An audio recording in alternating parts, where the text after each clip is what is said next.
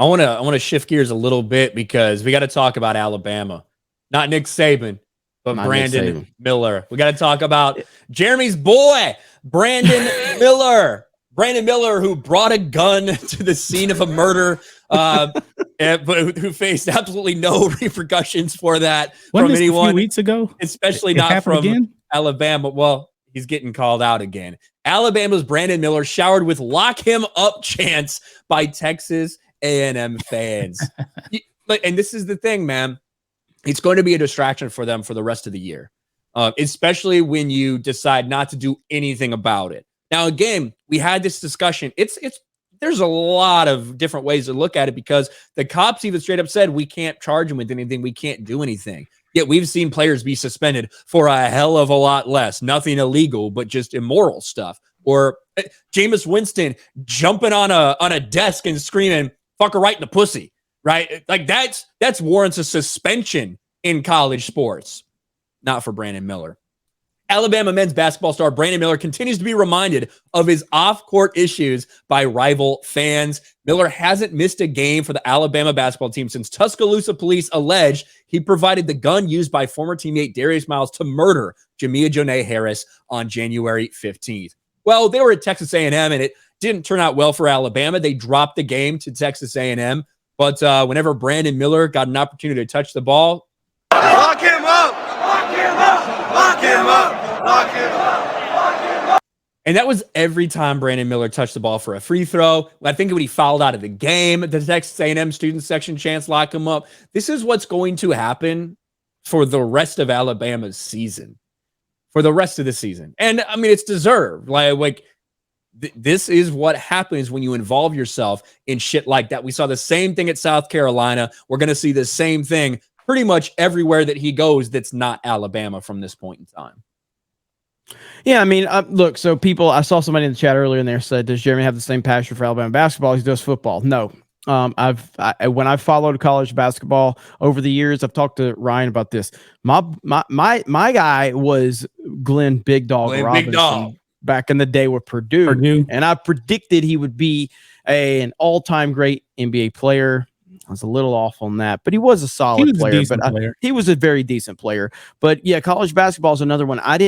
My family only was a college football family, so we didn't watch college basketball. So when I would follow college basketball, I followed players again. So Fab Five at Michigan, I follow, Adonis, what's his name? Adonis Jordan, I think, at Kansas. It was Felipe Lopez, all those guys. But anyway, point is I never followed college basketball from a team standpoint back in the day.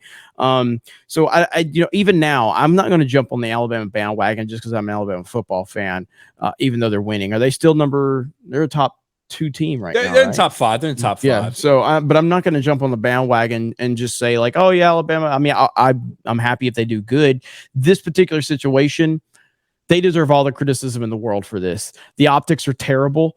And look, if he can handle the roasting, then more power to him. But he's going to have to deal with a shitstorm to follow him. And it's all because of the lack of self-awareness.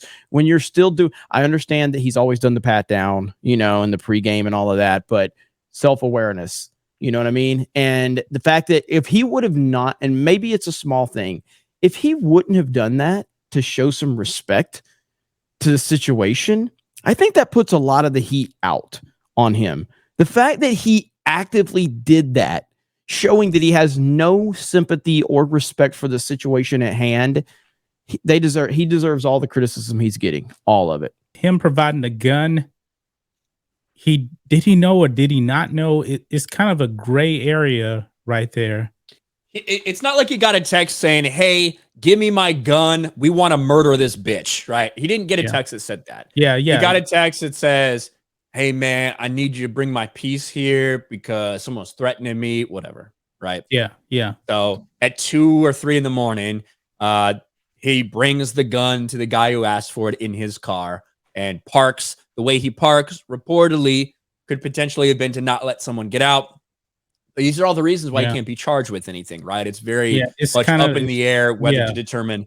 Now, I think he knew there was going to be some shit that went down, but I don't think he probably knew it was going to be used in a murder. I mean, Alabama's just going to have to face it, man. They're just going to have to deal with this the rest of the season. What if they won a national title and this guy was the best player. Yeah. Imagine the backlash that would happen. Now, me personally, I'm hoping that Houston wins, not because I'm a Houston fan, just because I live here, you know. But what if they actually did win the NCAA title and he was the most outstanding player? Just and then he gets charged with something afterwards. That would be, man. Luckily, it's not going to happen because Purdue's going to win the national title, so we don't have to worry about Brandon Miller. It's going to be big Zach Edey, a big white dude. Kendrick Perkins going to get really fucking mad that a white guy, is going to lead Purdue to a national championship. So that's really what's going to happen.